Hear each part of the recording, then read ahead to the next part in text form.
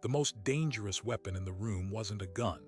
It was a melody she hadn't heard since childhood, a poor pianist hired as background decor for a Mafia gala, a simple Sicilian lullaby played from memory. And the moment the last note faded, the most powerful man in the city was no longer a boss. He was just a man, shattered by a grief he thought he'd buried forever. Her name was Elena Rossi, a 24-year-old music student who took the gig to pay her rent. His name was Don Vittorio Scalisi, a man who ruled his empire with absolute silence. In that silence, a single tune became a key, unlocking a vault of memory and violence everyone thought was sealed forever. How could a stranger know the song that haunted his most private grief? Elena Rossi's world was one of quiet struggle, defined by the four walls of her studio apartment and the relentless meter of the practice room at the conservatory. Her entire life was a ledger, every expense weighed against the dwindling balance of a scholarship that wouldn't cover rent. The offer came through a classmate, a whispered opportunity for a single night's work at a private event. $500 cash for 3 hours of background piano at a fundraising gala. No questions asked. It was more money than she made in a month waiting tables. She arrived at the Palazzo Scalisi in a borrowed black dress, the fabric too thin for the October chill. The venue was a fortress of old-world opulence, a restored mansion in the heart of the city's oldest district. Marble floors echoed with the murmur of powerful men in tailored suits and women adorned with jewelry that glittered like frozen stars. Elena felt like a shadow as she was ushered to a baby grand piano in a corner of the grand ballroom, an ornament meant to be heard, not seen. Her instructions were simple: play like classics, nothing too somber, nothing too modern. She began with Chopin, her fingers moving automatically as she watched the room. She saw Don Vittorio Scalisi for the first time from across the sea of tables. He stood surrounded by a respectful circle of men, a figure of contained power. He wasn't the largest man in the room, but he commanded a silence around him, a space where laughter seemed to dampen. His face was a mask of polite attention, but his eyes, dark and unreadable, scanned the room like a predator assessing a territory. This was not a charity host. This was a king holding court. Halfway through the second hour, a wave of homesickness, sharp and sudden, washed over Elena. The room, with its calculated smiles and hollow conversations, felt alien. Without thinking, her hand strayed from the assigned repertoire. Her fingers found a different sequence of notes, a melody woven into her earliest memories. It was a Sicilian lullaby, the notes imprinted on her soul from a small, tarnished music box that had sat on her nightstand at the Santa Lucia orphanage. It was the only tangible piece of her past before the state system, a soothing fragment from a life she couldn't remember. The music box had long since broken, but the tune remained, a secret comfort. As the familiar, melancholic melody filled the air, a change swept through the room. It was subtle at first. Then one by one the conversations near her piano died. Elena glanced up, her heart seizing. Don Vittorio had turned away from his guests. He was staring directly at her, his glass of amber liquor frozen halfway to his lips. The polite mask was gone, shattered. In its place was a raw, unguarded devastation that made him look 20 years older. The color had drained from his face. A man beside the Don, thick-necked and vigilant, leaned in to speak. Vittorio didn't seem to hear him. He took a single, unsteady step toward the piano, his gaze locked on Elena's hands as if they were conjuring a ghost. The ballroom, holding its breath, was now utterly silent except for the lullaby.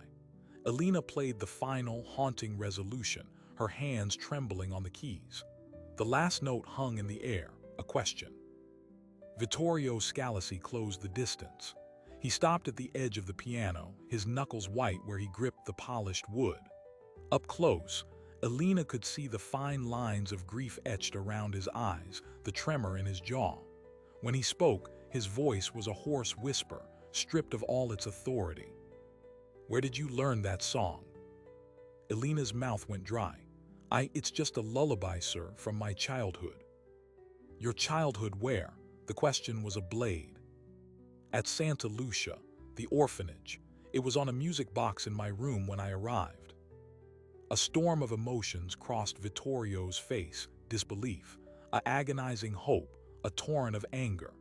He looked from Alina's frightened eyes to her hands to the curve of her cheek, as if searching for a trace of someone else. He turned to the vigilant man, his voice returning, low and lethal. "Bring her to the library. Now, no one else touches her, no one speaks to her." As the man, whose name she would learn was Carlo, took her gently but firmly by the arm, Alina saw the ballroom erupt in suppressed chatter. The spell was broken, but the consequences were just beginning. Carlo led her not back to the service entrance, but through a gilded door into the private wing of the palazzo. The sounds of the gala faded, replaced by the oppressive silence of thick carpets and oil portraits of severe-looking men. They entered a wood-paneled library, the air smelling of old leather and cigar smoke. Carlo released her arm. "Wait here," he said, his tone not unkind but leaving no room for argument. He took a position by the door, a silent sentinel. Alina stood alone in the center of the room, hugging herself. On the mantelpiece was a single photograph in a silver frame. It showed a younger, smiling Vittorio with his arm around a beautiful woman with dark, laughing eyes and a cascade of chestnut hair. The woman's face held a warmth that seemed to radiate from the frozen image. Alina's breath caught. She had seen that smile before, in the faded, water-damaged picture that had been tucked inside her music box. Before she could process the connection, the library door opened. Vittorio entered alone, having shed his tuxedo jacket. He held the silver frame in his hand, his thumb stroking the glass over the woman's face. He looked at Alina, then at the photograph, and when he spoke again, the question was no longer an accusation, but a plea laden with 3 decades of sorrow. "That lullaby, it was written by my wife Sophia for our daughter. She sang it every night, no one else knew it. No one. Our daughter and the woman who took her vanished from this house 24 years ago. Now you tell me, Alina Rossi, who are you?" The silence that followed his question was absolute, broken only by the distant hum of the forgotten gala. Alina's mind reeled, trying to connect the orphanage, the music box, and the grief-stricken man before her. "I don't know," she whispered, her voice trembling. "I was left at Santa Lucia when I was 3 years old. The sisters said I was found alone at a train station with a small suitcase. The music box was inside it. That's all I have." Vittorio placed the silver frame back on the mantel with a reverence that was itself a story. He moved to a heavy desk, unlocking a drawer with a key from his chain. When he turned, he held not a weapon, but a small, tarnished object, a duplicate of the music box Alina had described. His hands, which had commanded armies of men, shook as he placed it on the desk between them. "Open it," he said. Alina stepped forward, her heart hammering. She lifted the lid. The mechanism was broken, silent, but inside, tucked against the faded velvet, was a photograph, the same water-damaged picture of the smiling woman from her childhood memory, Sophia. "She made 2, Vittorio said, his voice thick. "One for our daughter's crib, one for her own bedside. They played the same tune, a melody she composed herself. She said only our family would ever know it." He fixed Alina with a gaze that was both desperate and terrifyingly analytical. "You have her eyes, not the color, the shape, the way they hold the light." Carlo, still by the door, shifted his weight. "Don Vittorio," he said softly, a warning in his tone. "The guests, your associates, they are asking questions. There are whispers." Vittorio didn't look away from Alina. "Let them whisper. Cancel the rest of the evening. Tell them I am unwell." His command was absolute. He returned his focus to Alina. "You will stay here tonight, in the guest wing. Carlo will see to your comfort and your safety." It wasn't an invitation. It was an order from a man accustomed to being obeyed. Protest died in Alina's throat. The world outside this library, the world of her rent and her classes, had dissolved. She was now a piece in a puzzle she didn't understand, owned by a man whose pain was a tangible force in the room. The guest suite was larger than her entire apartment, a gilded cage.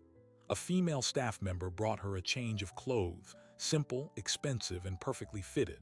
Sleep was impossible. Dawn found Alina standing at the window, watching the first light touch the manicured gardens of the palazzo. The door opened without a knock. Vittorio entered, dressed not in evening wear but in a dark sweater and trousers. He looked exhausted, but the intensity in his eyes burned brighter. "We are going to Santa Lucia," he announced. "You will show me the room, you will speak to the sisters, we will find the records." The orphanage, a stark, institutional building on the city's outskirts, seemed to shrink under Vittorio Scalisi's presence. The Mother Superior, a woman of severe dignity, paled when she recognized him.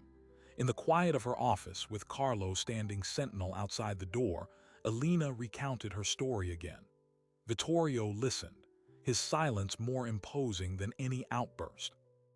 "The child arrived in December 1999, the Mother Superior confirmed, her fingers tracing a line in a massive, leather-bound ledger.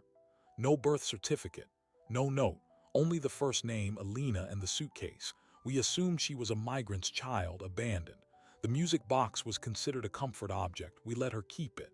She glanced at Vittorio, a flicker of fear in her eyes. "There was a man, a week after she arrived. He came asking about a missing child. He described a little girl about 3 with dark hair. He was very insistent but also nervous. He left a card with a number. We tried calling a day later. It was disconnected." Vittorio's jaw tightened. "Do you remember what he looked like?" "It was a long time ago," the woman said, shrinking back. "He was ordinary, but his hands, I remember his hands. They were large, rough, working hands. And on the back of the right one, a tattoo, a faded blue anchor." A current passed through Vittorio, a look of icy recognition. He stood abruptly, the chair scraping the floor. "Thank you for your time, Mother. Your discretion, as always, is appreciated." The phrase was polite, but the subtext was a threat as clear as day. The orphanage would remain silent. Back in the car, a black sedan with tinted windows, Vittorio spoke for the first time since hearing the description. "The anchor, it's the mark of the men who worked the docks for my father, a loyalty symbol from the old days." He stared out the window, the city blurring past. "One of my own men, one of my father's men, took my child, and then abandoned her like trash." The accusation hung in the air, a foundational betrayal. "But why?" Alina asked, her own voice feeling small. "Why take her just to leave her at an orphanage?" "Fear," Vittorio said, the word final. "My wife, Sofia, her disappearance was not peaceful. It was a message from a rival family, the Lombardos, a bloody, brutal message. The man who took my daughter likely panicked. A baby is a liability, a witness. He couldn't kill her, perhaps even he had a line he would cross. So he hid her and hid the truth and lived with that secret until it ate him alive or he died with it." He turned to Alina, his expression unreadable. "You are not Alina Rossi. The name was given by the sisters. You are Alessia Scalisi, my daughter." The world tilted. The name meant nothing to her, yet it landed with the weight of a verdict. She had spent a lifetime feeling unmoored, a puzzle with a missing piece. Now, a man was handing her a piece that didn't seem to fit her picture. "You can't know that. A song and a guess about my eyes." "We will know," he interrupted, his tone leaving no room for doubt. "By this evening we will know. Modern science is a useful tool." The palazzo's private study had been transformed. A discreet medical professional, a man who asked no questions, took samples from both of them, a cheek swab that felt absurdly mundane for the seismic question it posed. "The results will be rapid," the man said, packing his kit. "A few hours for a preliminary confirmation." Those hours were an eternity. Alina was escorted to a sunlit salon where a quiet lunch was laid out. Vittorio paced like a caged animal, barking orders into his phone in low, urgent Italian. She caught fragments, security details, the Lombardo accounts, surveillance from 1999. His world was not just one of grief, but of ongoing war, and she had just been thrust onto the battlefield. Carlo brought in a file, thick with aged papers and photographs. Vittorio spread them on the table before Alina. Crime scene photos of a car, a luxury sedan, abandoned by the waterfront, the interior a dark rust-colored stain. A newspaper clipping with the headline, "Philanthropist's wife missing, foul play suspected." And a portrait of Sophia Scalisi that took Alina's breath away. The resemblance was no longer a vague suggestion. It was in the curve of the brow, the set of the smile. The official story was a kidnapping for ransom that went wrong, Vittorio said, his finger tracing his wife's face in the photograph. No ransom was ever demanded. Her body was never found. The Lombardos denied involvement. Without proof, without a body, a full-scale war would have destroyed both families and drawn unbearable police attention. My father chose a cold peace, a peace built on my silence. The bitterness in his voice was a living thing. I have spent 24 years building power, waiting for the moment to dismantle the Lombardos piece by piece. And now they may have left me a weapon I never imagined. He meant her. Elena understood with a chill. Her existence was not just a personal miracle, it was a strategic bomb. The long-lost daughter of Vittorio Scalisi, a living testament to Lombardo treachery. The medical professional returned just as the afternoon light began to fade. He handed Vittorio a single sheet of paper. Vittorio's eyes scanned the lines of data, the percentages. His breath hitched, a barely audible sound. He looked from the paper to Elena, and the last remnants of the Don's mask crumbled. Raw, overwhelming emotion flooded his features. A father's awe, a husband's resurrected grief, a general seeing a new axis for his campaign. He didn't speak, he simply held out the paper. Elena took it. The words swam before her eyes: probability of paternity, 99.99998%. A number, a scientific fact. It rewrote her history, her identity, her entire life in an instant. She was Alessia Scalisi, the daughter of a ghost and a kingpin. The door to the salon burst open. A younger man, sleek and agitated, rushed in. "Don Vittorio," he said, ignoring Elena completely. "We have a problem. Salvatore Lombardo is at the gates. He demands to see you.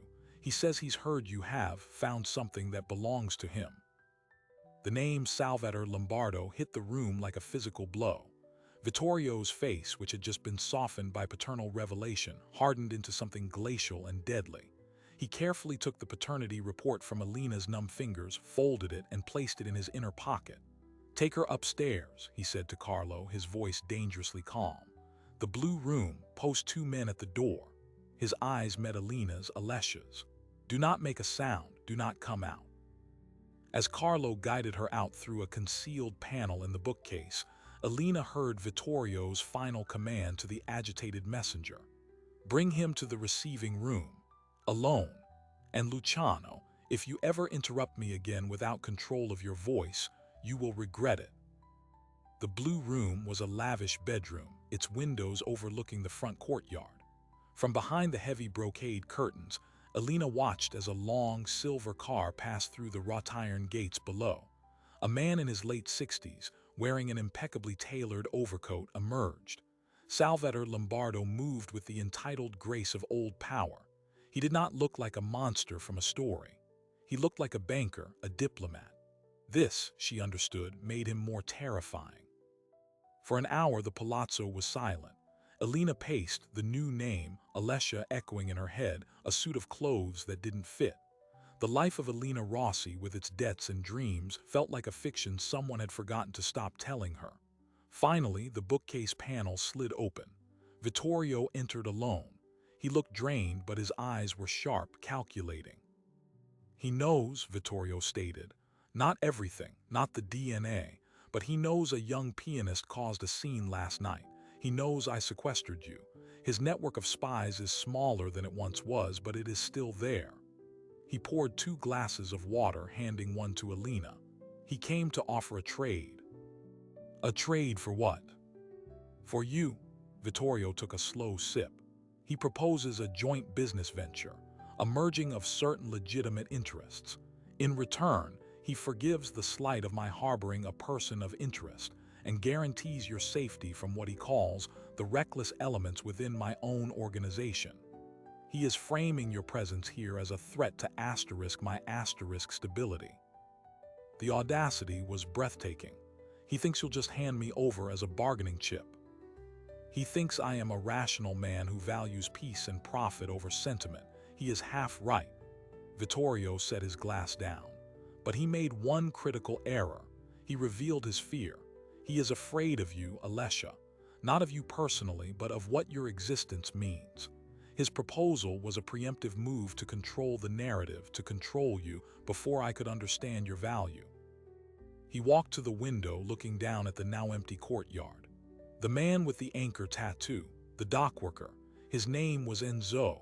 He worked for my father, but he was deep in gambling debt to Lombardo's sports book, a perfect asset for pressure. We found his file. He disappeared 3 months after you were left at Santa Lucia, drowned in the river. An accident. Alina's blood ran cold. Lombardo had him killed after he left me. To tie up a loose end, Vittorio confirmed. But here is what Lombardo does not know I know. Enzo did not act alone. My wife, Sophia, she was not in the car when it was found by the waterfront. He turned, his expression grim. Forensics done privately suggested she was killed elsewhere. The car was staged. Enzo was a driver, a muscle. He could take a child, but planning a hit on the Don's wife. That required inside knowledge of her schedule, of her security detail that day. A new, more horrific picture began to form. Someone on your side helped. Vittorio gave a single, sharp nod. A betrayal within a betrayal. For years, I suspected my own consigliere, an old friend of my father's. He died of a heart attack 5 years ago, taking his secrets with him. But now, with you here, the past is no longer a cold case. It is an active battlefield. Lombardo wants to quiet the battlefield. I want to arm it. He approached her, his demeanor shifting from strategist to something more urgent. You cannot stay in the city. It is not safe. Lombardo will not make another polite offer. He will send men who do not knock at gates. I have a property in the mountains near Lake Como, isolated, secure. You will go there tonight. Carlo and a small team will take you. Alessia felt a surge of rebellion. You just found me. You're sending me away to hide. To survive, he snapped, the father's fear breaking through the Don's control. To give me time to dismantle the threat. This is not a game, Alessia. This is a war you have been part of since before you could speak. Your melody, your mother's melody, is a war cry, and they have heard it. The argument was cut short by a soft knock. Carlo entered, his face grave. Don Vittorio, we have a second problem. The conservatory.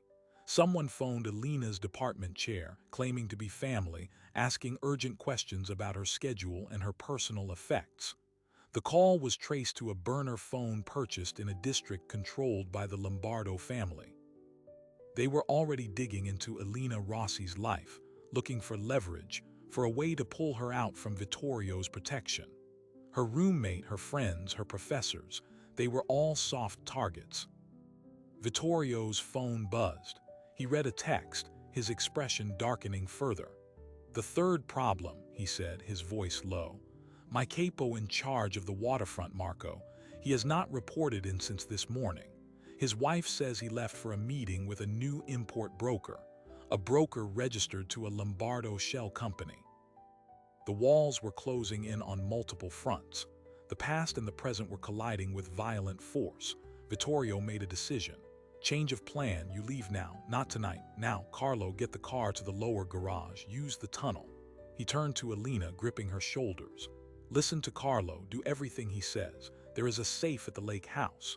The combination is your birthday, the December date from the orphanage ledger. Inside, you will find everything you need to know about your mother. Letters, journals, photographs, it is yours. The suddenness of it was dizzying, but there is no time, go, we will speak when it is secure. He pulled her into a brief, fierce embrace. It was awkward, foreign, but filled with a desperate protectiveness. Then he released her and turned away, already barking orders into his phone.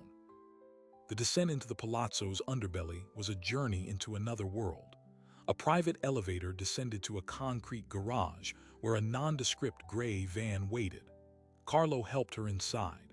Two other men were already there, armed, their eyes constantly scanning. The van pulled out through a discreet tunnel that emerged onto a service alley several blocks away. As the city streets gave way to the highway leading north, Alina sat in silence, clutching a simple bag containing the clothes she'd arrived in and the tarnished music box Vittorio had pressed into her hands. Carlo, in the passenger seat, glanced back. "He will move heaven and earth for you, Signorina. You must understand. You are not a liability. You are his soul, returned to him. In our world, that is more powerful than any army." Hours later, the van climbed winding roads into the misty Prealps. The lake house was not a house. It was a stone villa nestled into a wooded hillside, invisible from the road. It was both serene and suffocating. Carlo showed her the safe, set into the wall of a study lined with books. With trembling fingers, Alina dialed the date, 12/19/99. The door swung open. Inside were not stacks of cash or weapons, but neatly arranged memories.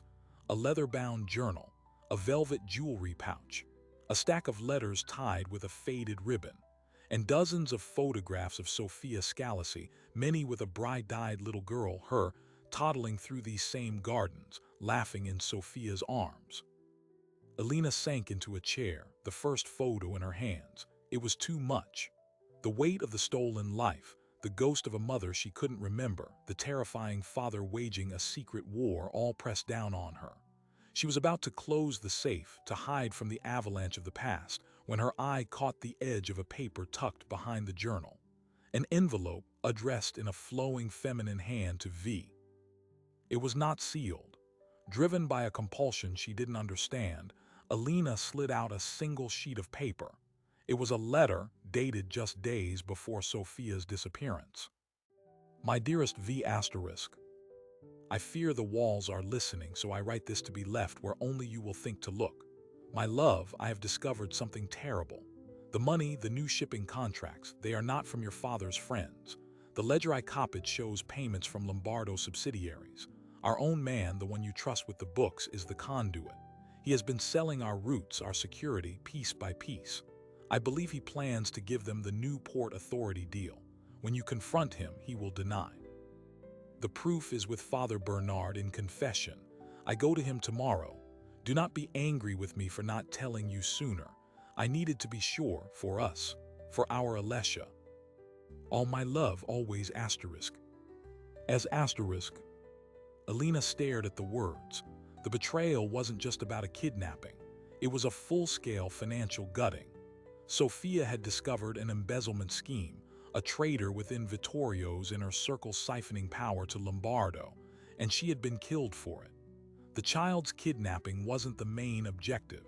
It was a cover, a tragic footnote to the real crime of corporate theft.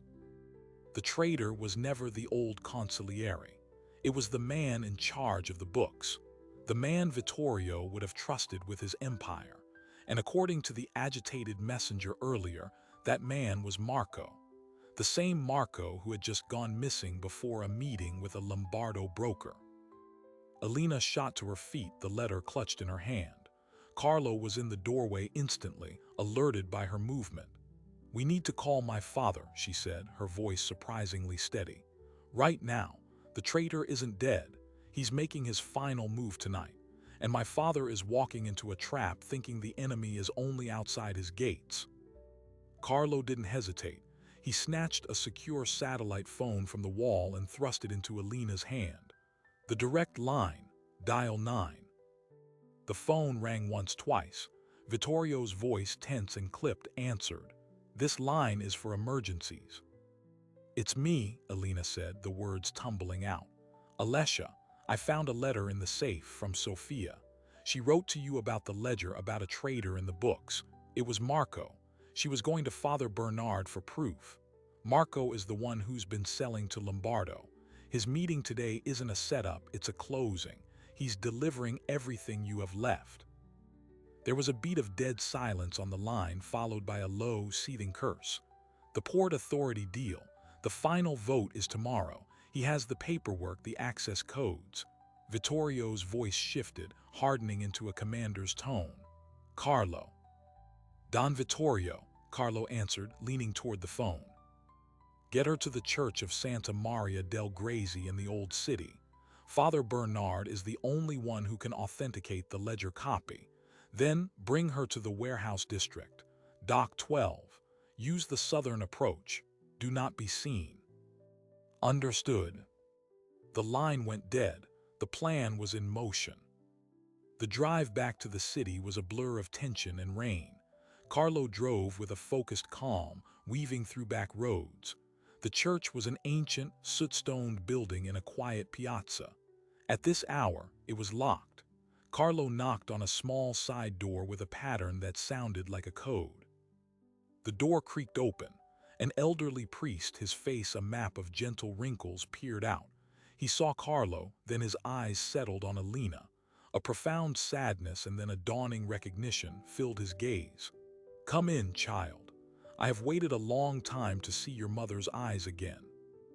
Inside the vestry, Father Bernard produced a simple metal lockbox from behind a loose stone. Inside was a slim, leather-bound ledger, identical to the one Sophia had described in her letter. She came to me in fear, but also in hope, the priest said, his voice soft. She said if anything happened to her, I was to give this only to Vittorio, and only when he was ready to see the truth. I think you are the sign that he is ready. Alina took the ledger. The proof was now in her hands, the final piece. Dock 12 was a cavernous, echoing space smelling of rust and damp. They entered through a rusted service door, Carlo leading with his weapon drawn. From the shadows, they saw the scene unfold under the harsh glare of industrial lights. Vittorio stood in the center of the open floor, facing Salvatore Lombardo. Between them stood Marco, Vittorio's capo, holding a briefcase. Surrounding them were men from both families, a tense standoff. It's a simple transaction, Vittorio, Lombardo was saying, his voice oily with pretended reason. Marco comes to work for me. He brings his expertise. In return, I withdraw my objections to your personal distractions. We avoid unnecessary conflict. Vittorio's smile was cold. You mean you avoid a war you can no longer win, Salvatore? You've been buying my secrets for years, but the well is dry. Marco has nothing left to sell. Marco, sweating, took a step toward Lombardo. The codes are in the case. The deal is done. The deal, a new voice called out, echoing in the vast space, is a betrayal. Every head turned. Alina stepped out of the shadows, Carlo at her side. She held the ledger high. Vittorio's men, recognizing her from the Gala, shifted in surprise but did not raise their weapons against her.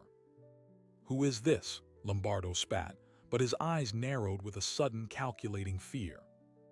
This, Vittorio said, his voice swelling with a father's pride and a don's fury, is my daughter, Alessia Scalisi, returned to me, and she brings a message from her mother. Alina walked forward, her legs steady, and placed the ledger in Vittorio's hands. Sophia's proof, page 47, the transfers to Lombardo Holdings, authorized by Marco's signature. Vittorio opened the book, his eyes scanning the page. He looked at Marco. You stole from me. You sold my wife's schedule. You gave them my child. Each statement was a hammer blow. And for what? For a few million euros and a title in a dying man's empire. Marco's nerve broke. He dropped the briefcase and fumbled for a gun. It was a fatal mistake. Before his hand cleared his jacket, 2 shots rang out, not from Vittorio's men, but from Lombardo's own bodyguard. Marco crumpled to the ground, a look of shock on his face. Lombardo lowered a still-smoking pistol, his expression one of disgust. A rat is a rat. I have no use for a traitor who gets caught. He turned his cold gaze to Vittorio. This changes nothing. The girl is a complication, but business is business. No, Vittorio said, closing the ledger. Business is over. He nodded to Carlo. From the rafters and behind shipping containers, a dozen more of Vittorio's men emerged, weapons trained on Lombardo's outnumbered crew. The trap had been flipped. Vittorio had used the meeting as bait of his own. You are finished, Salvatore, Vittorio said, stepping closer. The Port Authority will hear of your embezzlement tomorrow. The police will find the records of your sportsbook operations conveniently delivered to them. Your allies will abandon you. Your empire is paper and it is burning. Lombardo's face turned ashen. He understood. This wasn't a territorial skirmish. It was a total, legal, and financial annihilation. Vittorio was not claiming the streets. He was burning the map. "Take him," Vittorio said. Lombardo's own men, seeing the hopeless odds, lowered their weapons. The Don of the Lombardo family was led away, not to a violent end, but to the waiting arms of the authorities and the ruin of his legacy.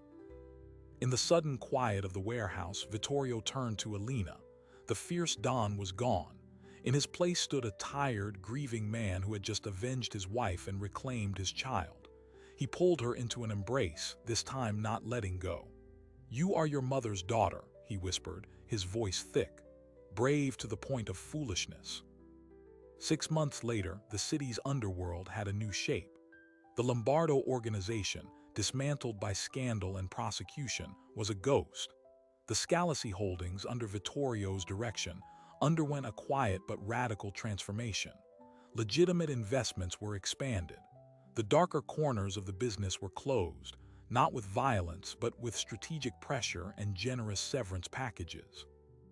Elena Alessia Scalisi did not return to the conservatory. She found she could no longer play the piano for strangers. The music was now solely for herself, and for the family she was slowly learning to be part of. She split her time between the palazzo and the lake house, where she worked with archivists and therapists to piece together the life stolen from her. One afternoon, while sorting through the last of Sophia's belongings from a storage unit, she found a final, unmarked envelope. Inside was a short, handwritten will dated the day before Sophia's disappearance. It left everything to Vittorio and Alessia, but attached was a smaller, older note, yellowed with age. It was a line of musical notation, and beneath it, in Sophia's hand, a message. "For my darling Alessia, when you are old enough, a lullaby is just a beginning. The real melody is the life you build. I have written the first few bars for you. You must compose the rest." Elena sat on the floor of the storage unit, the note in her hands, and for the first time she wept not from grief or fear, but from a profound sense of connection. The melody had been a key, a thread, a proof of love that had survived murder, betrayal, and time. It had brought her home. That evening, at a small, private dinner in the palazzo garden, she played the lullaby on the piano for Vittorio. He listened, his eyes closed, a single tear tracing a path down his cheek. When the last note faded, he opened his eyes and smiled, a real, unguarded smile that reached his eyes. "She would be so proud of you," he said. Elena looked at her father, then at the empty chair beside him where a ghost no longer sat in sorrow but in memory. "I think," she said softly, "she already is." The weapon had been a melody, but the victory was a family, resurrected from silence. So what does it mean that a simple sequence of notes held more power than all the weapons in that room? The story of Elena, of Alessia, is more than a tale of crime and reunion. It is a testament to the indelible imprint of art on the human soul. Neuroscience tells us that music accesses the limbic system, the brain's core for emotion and memory, bypassing the walls we build around our grief. A lullaby composed in love became a skeleton key, unlocking a vault of truth that money and fear had kept sealed for a generation. The Mafia, with its code of omerta and emotional suppression, is built on a foundation of enforced silence. Vulnerability is the ultimate weakness. Yet here, the most invulnerable man was felled not by a rival's bullet, but by his own deepest memory, played back to him by a stranger. It proves that the artifacts of our love, a song, a photograph, a melody hummed in the dark, are the most persistent forces in the universe. They outlive violence. They outweigh betrayal. For Elena, the melody was a lifeline thrown across 24 years of silence, pulled taut by her mother's hand. It redefined her entire existence, trading a narrative of abandonment for one of tragic theft and miraculous return. For Vittorio, It was the sound of a door he thought was welded shut, creaking open to reveal not just a lost daughter, but the path to his wife's justice. The music box was not a child's toy. It was a time capsule, a proof of life, and finally, a weapon that dismantled an empire without firing a shot. This story asks us what we carry without knowing it. What fragments of melody, what half-remembered stories, what echoes of a past we can't name are woven into our very being? And what might happen if, one day, we played them aloud? The right note, at the right moment, can topple kings and resurrect the dead. It can turn a pauper into a princess and a tyrant into a father. It reminds us that beneath the armor of power, the persona of the boss or the mask of the orphan, beats the same vulnerable human heart, waiting for the tune that makes it feel whole. If you were moved by this journey of music, memory, and mafia, let us know in the comments where you're listening from. Share your own stories of a song that connects you to your past. And if you want to dive deeper into tales where history, emotion, and power collide in unexpected ways, make sure to subscribe. Your support allows us to keep unearthing these hidden melodies. Until next time, remember, the most powerful stories are often the ones waiting just beneath the silence, in the notes we've forgotten how to play, but never how to feel.